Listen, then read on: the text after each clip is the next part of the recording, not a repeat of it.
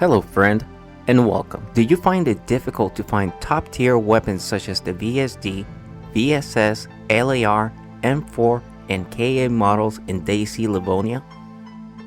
Good, then this video is definitely for you. In this episode guide, I will share with you my personal strategies and loot routes with you so you too can find matching military clothing and the best weapons in DayZ Livonia. I will also throw a few survival tips so you can survive this journey. And remember, YouTubers such as myself depend heavily on your support, so if this video adds value to your gameplay, consider subscribing and turning on the notifications. That will keep you entertained and well informed, and that will also take me one step closer to my 5,000 subscriber goal. Thanks in advance. Let's get started. Let's begin by taking our character to the very start point of this loot route. No matter where you spawn in the map, make sure to make your way to Brody. The further away you spawn from Brody, the better. And the reason for this is because we will be heading deep south during the course of this route. So you will need to stay healthy with food and fresh water and some other items that you may need to find along the way. This way hunger will not be an issue and you can focus your energy on finding the loot and the best weapons. Once you make it to Brody, we will head south to the first military installation we can find. You may not find any weapons in this location, but it's a good place for military clothing, ammunition, and weapon accessories. To continue to find the starter military items, continue to head directly south. This military installation is easy to identify due to its elevation and satellite radio tower that makes this base unique. Here, you may potentially find more clothing and basic weapons. Once you finish looting this area, you have options.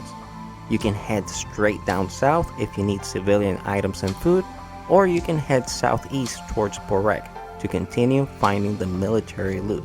This is the first location where you may have a chance of finding a KA-based rifle, or a submachine gun like the UMP5 or the KA-74U, along with more chances to find more ammunition and clothing items. Don't forget that loot spawns everywhere, so go beyond the barracks and enter the buildings that have been claimed by nature.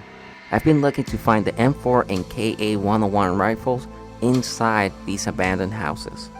Now the next location I will briefly go over because the same loot that you would find at Borek is the same loot that you would find at Lemborg. The only difference is that Lemborg is further south, increasing the loot tier for that region. So upon your search, keep your eyes open for more opportunities to find any KA model rifle such as the KA-101, the KA-M, the KA-74U, and the KA-74, which means that the opportunities to find the VSS, VSD, and LAR at a helicopter crash are higher down in this region than further up north.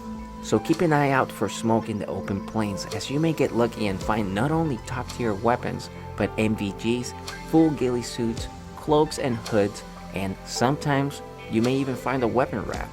When I'm looking for helicopters, I take a vehicle. Helicopter crashes can be seen from quite a distance, so having a vehicle to cover the most amount of terrain may be your best way to find one. But that doesn't mean that you can't stumble upon a helicopter crash while on foot. So keep your eyes open and stay sharp. You'll find one. From Lemborg, we will head west to Raduin. This stop is optional, but I highly recommend that you take a pit stop here. This military installation provides more opportunities and options for finding weapons, accessories, and military clothing. But the main attraction here are the medical tents. Here you can find all the main medical supplies you will need to keep your survival healthy at all times.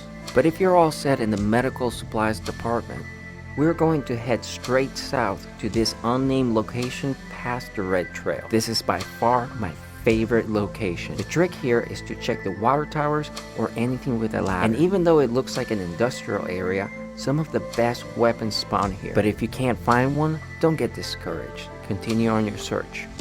Now the very last location in this route is Srarog. This place has been kind to me in terms of weapons, top tier accessories, but above that, it has provided me with the opportunity to understand that not always, it doesn't really matter how far into the map you go, some servers don't have the loot that you're looking for.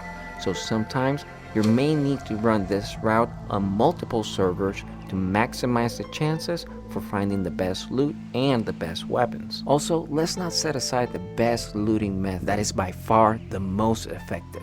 Keep your eyes open for a geared player. Study his movements and take him out, and then scavenge his gear. This method may not be the easiest for new players, as geared players normally have some PvP experience, but put yourself to the test and see if you can get that gear off their bodies. But be smart. Choose your targets accordingly. Alrighty my friend, at this point any loot you haven't found could potentially be found on the same route but on a different server. So don't give up the search. But if you still find it difficult, comment down below or check out the Discord invitation link so that way you can chat with me directly. You can also chat with other members of the community who can help you out and also link up in the game with you and help you out. And remember, if this video added value to your gameplay, smack the like button and subscribe and turn on the notification. And if you're a true fan of this channel, make sure to check out the merch store links down in the description. There's some cool melodic heals, gear, and discounts waiting for you there. Catch you on the next one.